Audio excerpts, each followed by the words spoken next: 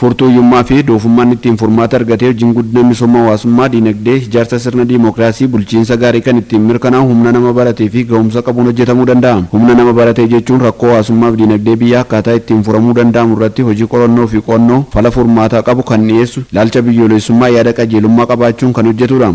Biyyi yookaan naannoon hayyoota akkasii qabaachuu fi horachuun ammoo akkaan barbaachisa. Hayyoonni kunneenis bakki isaan itti horatamuu danda'an manneen barnootaa sadarkaa gadii hanga dhaabbilee barnoota olaanoo keessatti. Qophii keenya har'aa kanaanis hojii baruu fi barsiisuu Yuunivarsiitii Wallaggaa kaampaasii Gimbii irratti waan qindeessine isinii dhiyeessina.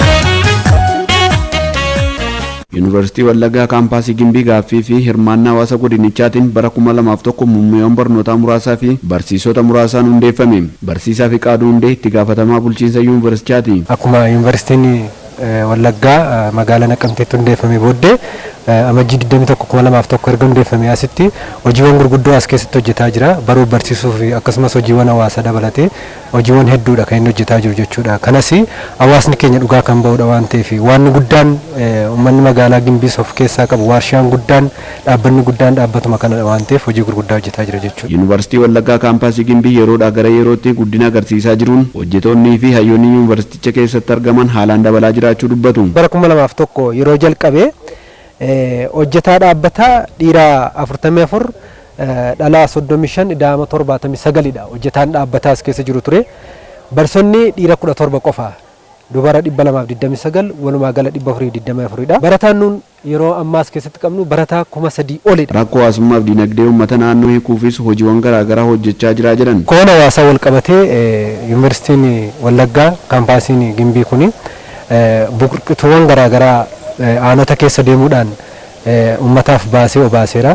Koobilistoonii daandiiwwan garaagaraa sirreessee gasheera. Akkasumas manneen barnootaa naannoo kana keessa jiran aanaa irra jiranis meeshaalee baruu barsiisuu yeroo garaagaraatti ergaafii jira. Manneen haadha hiyyeessaan ijaara. Hojiiwwan uummaticha tajaajilan waan hawaasni barbaadu hunda keessatti qooda isaa bahuudhaan yeroo ammaa kan hojjetaa jira jechuudha. Yuunivarsiitii Wallaggaa kaampaasii Gimbiis yeroo hundaa hirmaannaa hawaasaatiin mana barumsaa Malkaa Bidiruu bakka jedhamutti ture. Amma yuunivarsiitichi babal'achuun hojii baruu fi barsiisuu sagantaa idilee torbee galgalaa fi gannaatiin muummeewwan barnootaa garaagaraan barattoota simatee digirii jalqabaa fi lammaffaan barsiisaa jira. Barsiistuu Natsannat Geetachoo daayireektara barnoota akaadaamii yuunivarsiitichaati. Barattoonni amma sadarkaa har'aarra jiran sadarkaa adda addaatti kan barsiifamaa jiran digiriin jalqabaa jira, digiriin lammaffaallee jira jechuudha. Kaampaasii kana keessatti kan baratan akkaataan baruuf barsiisuu kun tokko idileedhaan kan inni geggeeffamu regulaarii jechuudha. Inni lammaffaan yeroo boqonnaa sanbata lamaan dabalatee akkuma sadarkaa yeroo galgalaatiin eveningii kan jennuun kan isaanii ittiin barsiisaa jirru. Akkuma kana yeroo gannaallee barattoonni yeroo gannaa kan baratan illee jiru jechuudha kaampaasii kana keessatti. Kanaaf gosa lachuun iyyuu yookiin digirii jalqabaaf digirii lammaffaatiin kan barsiisaa jirru. Yeroo ammaa kanatti barattoonni kaampaasii kana keessatti barachaa jiran digirii jalqabaas digirii lammaffaas waliigalli isaanii dhiira 1956 dhalaa 1025 waliigala 2981 barsiisaa jira jechuudha kaampaasii kana keessatti. Barsiisonni kaampaasichaa yeroo hundaa hojii baruu fi barsiisuu irratti xiyyeeffatanii sagantaa torbee ganna idilee fi galgalaan barsiisaa jirus jiran. Simannaan barattootaas yeroodhaa gara yerootti dabalaa jiraachuu barsiistuu Natsannat kan dubbatan. Adeemsi baruuf barsiisuu kaampaasii kana keessatti jiru bara kana baay'ee dabaleera.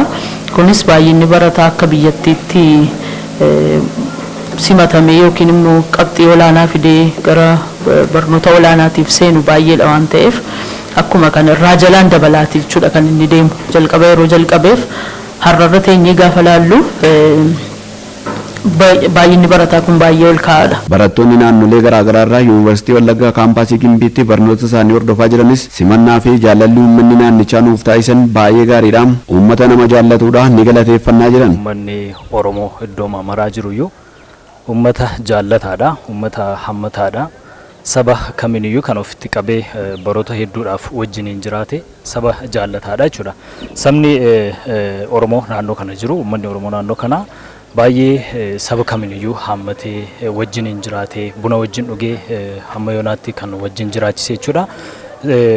Uummanni naannoo kanaa dhugaa dubbachuuf jaalala guddaa qabaa fi yeroo garaagaraatti yeroo kanaan dura rakkoon jirullee uummata saba kamiinillee otoo ofirraa hin ariin wajjiniin nyaatee dhugee hammatee wajjiniin jiraatee amma yoonaa wajjiniin gahee jira. የማህበረሰቡ አቀባበል ያው ልክ እንደ ራሴ ሀገር ነው የሚያየውና simannaan hawaasaa gaariidha. Keessummaa haalan simatu nama gammachiisa nama hin qoodani. Nuti barattoonnis aadaa wal kabajuu fi wal danda'uu cimaa horachuudhaan aadaa afaanii fi seenaa keenya qabnu walirraa barachaa wal hubachiisaa jiras jiran. ዩኒቨርሲቲ ማለት ያው ትንሿ ኢትዮጵያ ነው የምትባለውና Yuunivarsiitii jechuun Itoophiyaa xiqqoodha. Turtii waggaa 4 yuunivarsiitii keessa ture keessatti waan hedduun argadhe, waan hedduun baradhe. Doormi keessa barattoota aadaa garaagaraa qabantu jiru. Afaan, aadaa, seenaa garaagaraa walirraa qooddanna. Waan hedduu wal jijjiirra. Jaalalatu jira. Yuunivarsiitii keessatti biyya keenya keessatti rakkoo garaagaraatu ture. Rakkoon siyaasaa jira, walitti bu'iinsi sabaaf sablammii jira ture. Rakkoon kun yeroo ammaa kaampaasii keenya keessatti furameera jechuun hin danda'ama. Yeroo hin jedhu walitti bu'iinsi yeroo kanatti hin jiru. Kanaan dura yoo jiraate illee yeroo ammaa furamee jaalalaan wal kabajee hundumtu yoo dhugaa dubbachuu barbaanne kaaffee tokkotti nyaanna. Sabaaf sablammiidhaan illee kaaffeen keenya qoodamee beeku maaddii tokkorraa nyaannee wal kabajnee iddoo tokko teenyee buna dhunnee akka kanaattidha kan nuti waliin jiraanne jechuudha. Walirraatii kan qooddanne afaan garaagaraallee barreerraa afaan garaagaraallee keessumattuu gara kibbaatii kan dhufan afaan garaagaraa qabataniiti kan isaan dhufanii afaan kanallee wal jalaatii shaakaluu dandeenyeerra aadaan keenya maal akka fakkaatu itti agarsiisuu dandeenyeerra gumii garaagaraadha kan nuti qabnu as keessatti karaa gumii keenyaa aadaa keenya itti agarsiisneerra isaanis illee guyyaa ayyaanota tokko tokko uffanni isaanii maal akka fakkaatu aadaan isaanii maal akka fakkaatu nutti agarsiisanii akkasittiin kan nuti wajjin dabarsine. Ijoollee wajjin wal kabajuudhaan sabaaf sablammii adda addaa qomoolee garaagaraa as keessa dhufanii wajjin wal kabajuudhaan ani karaa gama kanaatiin itti gaafatama gumii afaanii fi aadaa Oromoo ta'een as keessatti hojjechaa ture jechaadha waggaa 4 ijoollee sabaaf sablammoota as keessa jiran kanaa jechaadha karaa gumii keenyaatiin walitti qabne jechaadha yeroo jeequmsaallee yeroo walitti bu'iinsa adda addaa jirullee jechaadha ijoollee keenya kana jajjabeessine tooftaalee baruu fi barsiisuu as keessatti geggeeffamaa turan jechuudha manni barumsaa keenya keeyyatanni nu diriirsee yookaan immoo sagantaalee nu diriirsee haala gaariidhaan barnoota isaanii akka isaan hordofanii fi ijoollee sabaaf sablammii adda addaa jechaadha yeroo adda addaatti godinoolee garaagaraa keessatti yeroo walitti bu'iinsa adda addaa taasifamaa ture keessatti nu immoo ijoollee keenya kana jechaadha sabaaf sablammiidhaan waliin qoonnu nu saba tokkodha nu qomoo tokkodha jennee ijoollee keenya kana jechaadha jajjabeessaa turre jechaadha akka isaanii haala gaariidhaan barnoota isaanii akka keenyatti jechaadha mirga guutuudhaan akka Oromoo nuti barattoota Oromoodha yuunivarsiitiin kun yuunivarsiitii Oromiyaa keessadha akka keenyatti jechaadha itti fayyadama kaaffee irratti itti fayyadama iddoo hirribaa irratti itti fayyadama naannoo shaaworii irratti mirga guutuudhaan akka isaan itti fayyadamanii fi dhaabbannee jechaadha ofii keenyallee dhiisnee isaaniin keessummeessaa turre jechuudha haala baruu barsiisuu irratti. Kaampaasicha keessatti haalli barnoota ittiin kennamu baay'ee gaarii ta'us kaasaniiru. ያው የትምህርት አሰጣጡ እስካሁን እዚህ በቆየሁት በአራቱም ዓመት ውስጥ haalli barnoonni itti kennamu gaariidha. Barsiisonnis haala gaariin barsiisu. Barattoota ga'oomsuuf waan gaariitu hojjetamaa jira. Hojii qorannoo fi qo'annoo uummata fayyadamaa taasisan irratti xiyyeeffachuun hayyoonni yuunivarsiitii hojjechaa jirus jiran. Objektiiviin yuunivarsiitii inni guddaan fi inni lammaffaa qorannoo fi qo'annoo geggeessuudha. Gama riisarchiidhaan jechuudha. Isa kana yeroo dheeraadhaa kaasee kaampaasiin keenya hojii qo'annoo fi qorannoo rakkoo uummataa irratti xiyyeeffatan akkasumas immoo rakkoo naannoo irratti environmental problem kan jennu isaan kana irratti kan xiyyeeffatan walitti dhufeenya hawaasaa irratti kan xiyyeeffatan riisarchoota akkasii focus area godheedha kan inni hojjechaa ture. Bara kanatti immoo damee qonnaattis ce'eera. Damee qonnaa keessumaa teekinooloojii transfer kan jennu isa kanattis ce'ee hojiilee gurguddaa jalqabeera jechuudha uummata bira kan ga'u. Warreen akka sanyii nyaata garaagara naannoo kana keessatti addaatti gochuu kan danda'an qorannoo sana irratti haala itti ce'ee jira jechuudha. Fakkeenyaaf timaatimii irratti, dinnicha irratti, ruuzii irratti, muuzii irratti keessumaa immoo ispeeshaalitii koffii kan jennu gosa lamaan naannoo kana keessattis akka addunyaattis buna filatamaa ta'e haaruu ispeeshaaliidhaa fi mana sibuu ispeeshaal kan jedhu isaan kana oomishee qonnaan bulaa adda duree ta'an kan waajjira qonnaa godinaadhaaf aanaadhaan adda baaniif isaan kanaaf kennee maasii isaan irratti immoo hojii demonstration isaa hojjechaa jira jechuudha. Kanaaf isa kana transform gochuu keessatti oomisha kana transform gochuu keessatti qorannoo jalqabneerra. Kun gama qonnaadhaan kan jirudha jechuudha. Gama saayinsii hawaasaadhaan fi biizinasiidhaan kan jiru walumatti yeroon kaasu lamaan isaanii kan isaan irratti hojjetan knowledge generation kan jennu beekumsa hawaasa keessa jiru qo'achuu gaappii beekumsa irratti jiru isaan kana qo'achuu keessumaa indigenous knowledge beekumsa hawaasaa beekumsa duudhaadhaan uummatichi qabu waan garaagaraa irratti damee garaagaraa isa kanarratti xiyyeeffata jechuudha. Kan biroo gama business economicsiidhaan xiyyeeffannee kan irratti hojjennu keessumaa waan akka entrepreneurshipiidhaan kan wal qabate IMX job creation kan jedhu isaan kana irratti xiyyeeffachuudhaan riisarchii bal'aatu hojjetamaa jira. Baruma kanatti qofa proposaalii riisarchii 2013 kan 44 kan approve ta'anii hojiitti galanii hojjetamaa jiran jechuudha. Mata duree garaagaraa amman isinii feere qonna keessatti saayinsii hawaasaa keessatti biizinasii keessatti mata duree 4 proposaalii 44tu bara kana hojiitti galamee jira jechuudha. Kanaaf gama kanaan gama qo'annoof qorannoodhaan hojii bal'aa kaampaasiin keenya jalqabeera humna qabuun jechuudha itti deemaa jira. Isaan kunis uummata keessattis maal akka isaan fakkaatan ilaalaa jirra jechuudha. Qulqullinni barnootaa sadarkaa gadiirraa kaasee akka dhufuuf mana barumsaa oolmaa daa'immanii hanga kutaa 4tti bara darbeerraa eegalee yuunivarsiitii jalqabee jira. Bara barnootaa 2014 ammoo kutaa 5ffaan jalqabee barsiisaa jira jedhan. Dhimma rakkoo qulqullina barnootaa nuti sayyoota taanee hawaasa waliin komii dhiyeessuu hin qabnu. Rakkinichi eessa akka ta'e bifa qorannoo fi qo'annoon deeggarameen itti adeemaa jirra. Kanaaf mana barumsaa kanas banneerraa jedhan gargaaraa Piroofeesar Malaakuun. Ifaan kan mul'atu komee qulqullina barnootaa irra jirurraan kaanee mana barnootaa moodel ta'e godarraa kaasnee olfinnaa kan jedhudha. Mee ofii keenya haa ilaallu kan jedhu ofii keenya engage keessa goone nuyis teenyee komannatu hin taane piraaktikaalii keessa gallee hojjennee hanqinni isaa isatti iddoo kam jira isa jedhullee boodarratti dhumarratti in ilaalla jechuudha. Kanaaf tokko amma furiitti nee galle keejii eegaluudhaaf haalli isaan nuuf mijataa miti. Tokko amma furiitti eegalle waggaan immoo 5-6 jechaatti fufnee dhumarratti bu'aa isaa laallaa jechuudha. Bu'aa isaa laallee hanqinni eessarratti jira qulqullina barnootaa meenteen gochuu keessatti kan jedhu sanaan booddee manni barumsaa kun wantoota hanqina sanarratti hundaa'ee hojjetee moodel akka inni ta'e warra kaaniifis barumsa akka inni ta'u isa kanaafidha. Komiin uummata keessa jiru gama qulqullina barnootaadhaanis ifaadha. Nu biras nuyi komee fakkaataa qabna. Nurras jira jechuudha dirqamni kana. Isa kanaaf seektara barnootaa kana abaluutu hojjeta isa jennuun teenyatu hin taane wal deeggarree hojjenne rakkoon seektara barnootaa qabu furuu isa jedhu akka biyyaatti isa jiru sana keessatti ga'ee mataa keenyaa nuyis ba'uu qabna teenyee ilaaluurra kan jedhuun kaane jechuudha. Yuunivarsiitii Wallaggaa kaampaasii Gimbii hirmaannaa fi qabeenya hawaasa godina Wallaggaa lixaatiin kan eegale waan ta'eef yeroo ammaa muummeewwan barnootaa garaagaraa itti dabaluun hojjechaa waan jirruuf hojii baruu fi barsiisuu keessatti hanqinaalee mul'atan furuuf gama mootummaatiin irraa jalaan guutuuf hojjetamaa jira jedhan. Diinii Yuunivarsiitii Wallaggaa kaampaasii Gimbii gargaaraa Piroofeesar Malaakuu Geetahuun. Ijaarsi kaampaasii keenya irra jiru akka waliigalaatti yoo ilaalame harkifataadha. Humna namaas keessaa qabnuun dipaartimentoota qabnuu fi kolleejjii qabnu keessumsiisuu danda'an jiru. Infrastructuring basic ta'an murteessoo ta'an yuunivarsiitii tokkoof hojii baruu barsiisuu isaa qulqullinaan hojjechuudhaaf kan dandeessisanis kaampaasii keenya irratti baay'ee hanqina guddaa jira.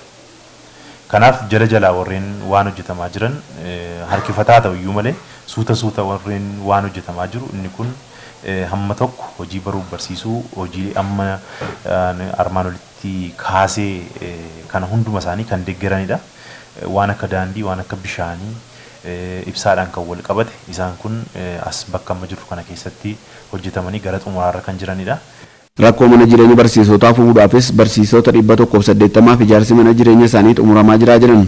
Rakkoo kan biraan kan ture mana jireenya barsiisotaadha. Inni kun manni jireenya barsiisotaa yeroo ammaa kana hojjetamee xumurame barsiisota 180 kan qabatu xumurame inni kun gara hojiitti galuufidha jechuudha.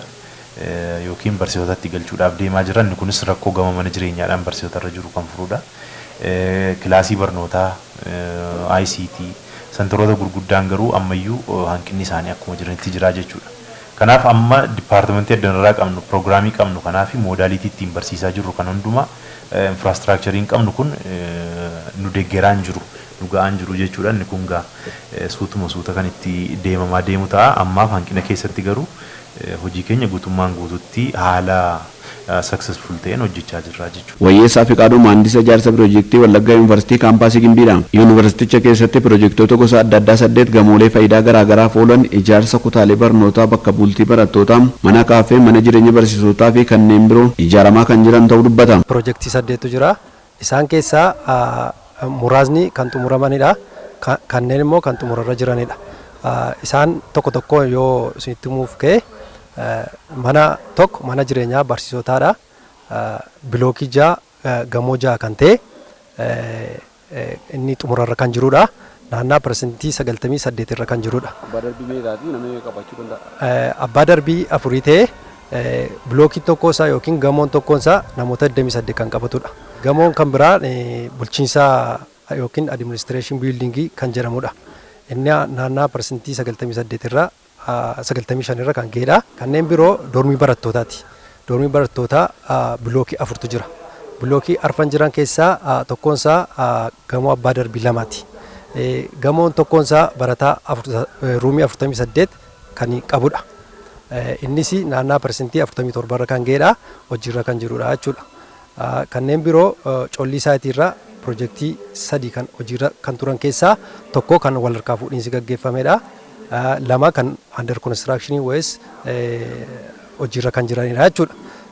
Inni tokko kilaasruumii barattootaa kan ijaaramaa jirudha. Inni parsantii 25 irra kan ga'edha. Inni kan biraa wal harkaa fuudhiinsi kan raawwate kaaffee barattootaati. Collii isaatiirra kan jiru kaaffee barattootaadha. Kanneen biraa kan hafe immoo achuma hojiirra kan jiranii kan jiru student kitchen kan jedhamu bakka nyaati barattootaatti qophaa'u jechuudha. Inni parsantii 47 irra ga'eera jechuudha. Ijaarsarra kan jirudha jechuudha. Ijaarsi piroojeektoota kunneen irraa jalaan xumuramaa jiras jedhe kontiraaktaroota yeroo kaa'ame keessatti hojii ijaarsa isaanii qulqullinaa fi akkaataa barbaadamuun hin raawwanne irrattis bulchiinsi yuunivarsiitichaa hordoffii taasisuun tarkaanfii sirreeffamaa fudhachaa kan jiru ta'u maandisii ijaarsa yuunivarsiitichaa Wayyeessaa Fiqaaduu dubbateera. Yeroo waggaa 3-4 dura ijaarsoleen piroojeektiin lafarra harkifatan turaniiru. Isaan sana irratti tarkaanfii tokko tokkoon yuunivarsiitiin fudhatee gara hojiitti deebisee amma xumurarra jiru jechuudha. Tarkaanfii fudhatameeni jechuudha. Yuunivarsiitii Wallaggaa kaampaasii Gimbii of danda'ee osoo hundaa'e hawwii fi gaaffii uummata godinichaa yeroodhaa gara yerootti ka'uudha. Uummanni godinichaa fuuldurattis guddina yuunivarsiitii kanaaf gahee isaanirraa eegamu mootummaa waliin ta'uun ciminaan akka hojjetan ibsaa jiru. Kaampaasiin kun jalqabuma isaa yeroo hundaa'u akka iddoo kaaniitti miti akka yuunivarsiitii kaaniitti kan inni hundaa'e. Hirmaannaa uummataatiin kan inni jalqabame. Uummanni mana barumsaa sadarkaa tokkoffaa asii gadhiisee iddoo biraatti dabarsee ijaaree mana barumsaa sadarkaa lammaffaa keessaa kutaalee jiran kutee irraa fudhatee mana barumsaa teekniikaaf ogummaa iddoo biraatti dabarsee ijaareeti kan tajaajilli kun asitti akka jalqabamu kan godhame.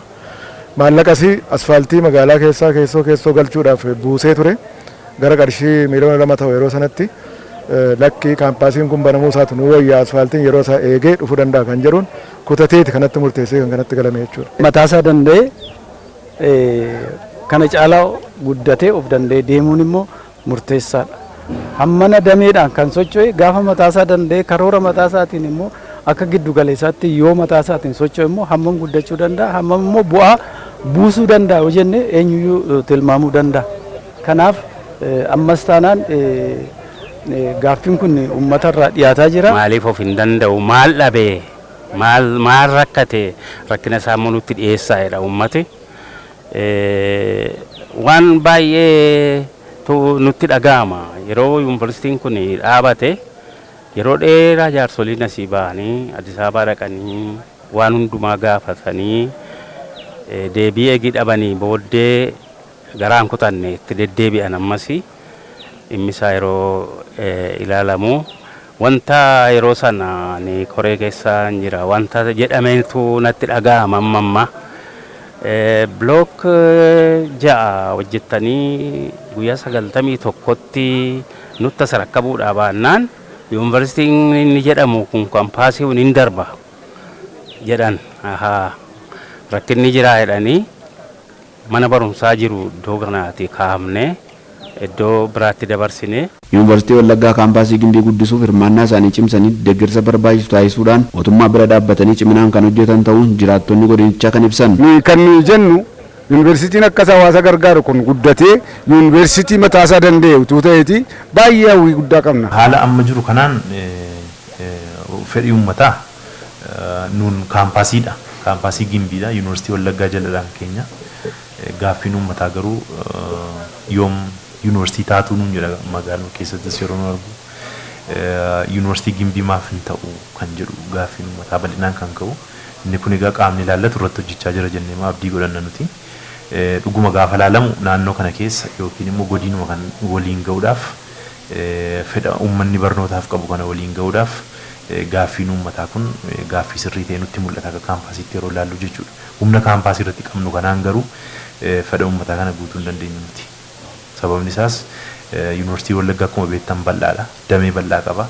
Damee bal'aa kanaan immoo fedha uummataa kana amma kana bal'ina qabu waliin ga'uudhaaf xiqqoo ishee nu danqa jechuudha. Godinuma kana keessatti yoo fudhannee ilaalle aanota 23 uummanni isaa tootaal poppileeshiniin isaa gara miliyoonii 2 ol kan ta'u kana keessatti riisoorsii garaagaraa kan qabu kana keessatti aanotarraa waggaa keessatti aanaa garaagaraa keessa barnootaaf yookiin santaree achitti akka bannuuf gaaffiinnuuf gaaffii guddaadha.